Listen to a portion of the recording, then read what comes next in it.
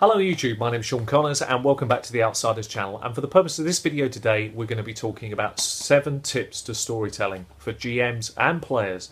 I think this is a cross mix video, one that players can take some inspiration from as well as DMs, and you can help this in your games to create fantastic stories that will build over time between you and your players by using some of these tips within here.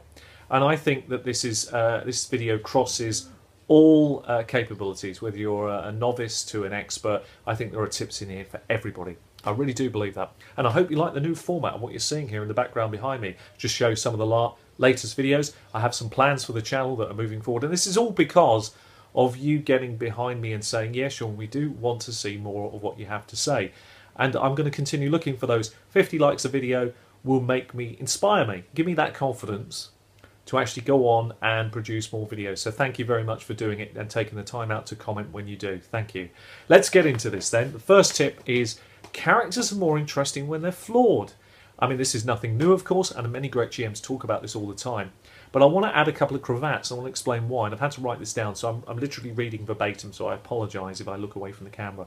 The best heroic journey is not the strong or capable individual doing incredible things. It's the story of a flawed, ordinary person where, when called upon, rises to an incredible challenge and finds within themselves something extraordinary. So it's not about the stats, it's not about the rewards for playing that flawed individual, although games should give rewards for playing flaws in my book. It's about, and I hear good things about D&D Next, by the way, about that, and I know there are some systems out there that do this, but it's about that ordinary character, the one that you conceived in your mind's eye, that rises up irrespective of what they like to use as a weapon, what they do. It's not min-maxed or any of that stuff. It's because it's what you want to play. And I think sometimes we miss this, and certain systems encourage a style of play. I'd like to see us get back more to this. And more recently I've been encouraging this more and more through my players, and it has paid dividends massively. So I'm sharing it with you. So that's the first tip. Let's move on to the second. So tip 2 is you can build a world in your games through random encounters. Now, I think it's only a handful of very experienced GMs realise this. I mean, when we talk about starting small in campaigns and building big, this is actually primarily the reason. Now, when we first started out as GMs, random encounters were quite a normal thing, and often people say, oh, you know, random encounter often kills the players. But what it actually does, and I'm going to again read this verbatim for you, as I had to write it down to capture what I was trying to say, is this. These encounters, while random, aren't useless.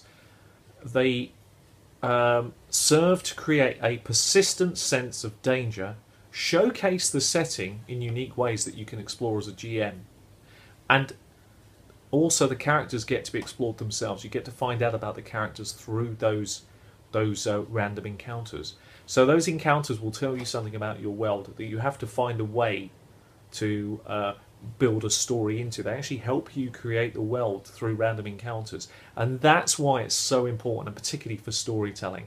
And as a good GM, you'll take something that oh, this is what we've got here, and you'll come up with a little story as to why it exists, and then that builds other layers that can be fantastically valuable as the players begin to explore your world and get to sense the world around them. So I thought I'd share that with you. Tip 3 is reminding players of the goal keeps them interested. And for the purposes of this one, I want to utilise The Hobbit. I want you to think about The Hobbit and the fact that they're journeying towards the Misty Mountains. That's the goal, getting there, to know what must be done. Those consequences weigh very heavily on the players, or in this case the actors' minds, as they try to get towards their goal.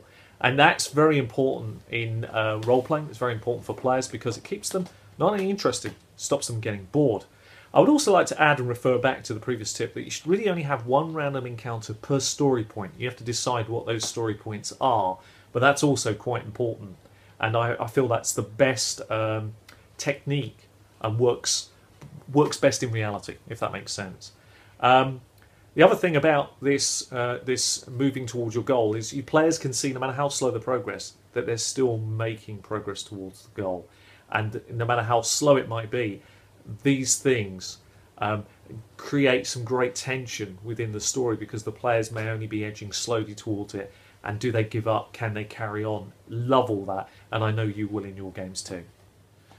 So tip 4 is let the characters lose something of intrinsic value. This isn't just about items, this is also the loss of characters. This should have great meaning in stories. It does in every book. Stories can become a way of learning how to face situations. Role-playing games, modules, etc. can become a way of facing situations which we can't control. We have to grapple, players have to grapple with that loss and become more resilient and resistant to it, and face ever-growing dangers. And I sum this up very well in my Warhammer game that I'm running at the moment. And those players, I'm sure, will be able to leave comments here. One of the characters had made, quite rightly, the decision that because of what happened while his character was out of it, his character was waylaid with a disease, the situation that the characters left or fled, he couldn't just leave those consequences behind. It just couldn't be done. He had to go back to it. He knew what he was doing. He knew as a player that this was almost certain death for his character, but he had to do it in a way that was tactful, respectful to the situation. And between the two of us, as DM and player, nothing was said. It was just the way that it was handled. It was incredibly poignant. It really left a sense of loss and tremendous energy to the group as well. Sadness, but resilience, and the fight must go on. And that's what a sense of loss really is. It's something that the characters grapple with. Yes, it could be items. Yes, it can be other things. But nothing is greater than the loss of a character or something that happens. And with this particular character, Grindel, played by John Allen Large, the character got up, left the boat, literally jumping onto the bridle path, left the boat, and as he was walking away, there's a great scene where he's silhouetted with a little bit of light that you could see behind him. Looking back, didn't want to look back to the boat, and the guy that was his friend Joseph, who was just basically untethering the tide ropes to get going again, looking at him one more time, hoping he'd turn back, and he never does. And then having to explain to the players that he won't be coming back, and why. Tremendous sense of loss. But what it did for generating the story, what it did for powering the story on, and consequently, what that's done for the believability of the campaign and various other things, immeasurable. It's areas you have to explore as a GM and do well. Tip 5 for storytelling: don't let the audience get bored. I call this oh dear. Any time in my mind's eye when I think, oh dear, this is not looking good, the players are starting to maybe roleplay too far. You know, I've always said this before, there's a fine line between you roleplay enough or too much, or a situation just is taking far too long. Then it's an oh dear moment for me, and it's a moment where I want to make sure that we bring it back more focused into the story. And the reason is, you can see that quickly the players will get bored. And as a storyteller, I don't want my games to ever get boring, for obvious reasons, because there's no greater turn-off to a campaign for you as a DM or them as players than they go, oh dear, I'm not into this is, and it starts dragging down the great work that you've done. So if you ever face yourself with an oh dear moment, oh dear, shortchange things, speed it up. There's no harm in bringing down a long journey into a much shorter period of events, maybe just a quick description of a week's event, or occasionally let the players have, as we're about to do in one of my games. I'm going to give them freedom to discuss the characters in a lot of depth. Maybe they find out things about each other because they're recovering from quite a serious situation. No harm in that. That's a fine piece of role-playing that can be done. Then you can quickly forward it to the next key moment, which is far better, stops players getting any boredom, and it really keeps things focused. So I thought I'd share with you the oh dear moment for what I call storytelling. Tip 6 is intimacy creates villainy. Now, you can plan as much as you want as a GM to create this master villain that everybody's going to hate. And it's amazing how many times it doesn't go the way you want. And it's always the more unusual NPC that you hadn't really thought about, the oddity that the players assume has done something much grander, that really needs to be your villain.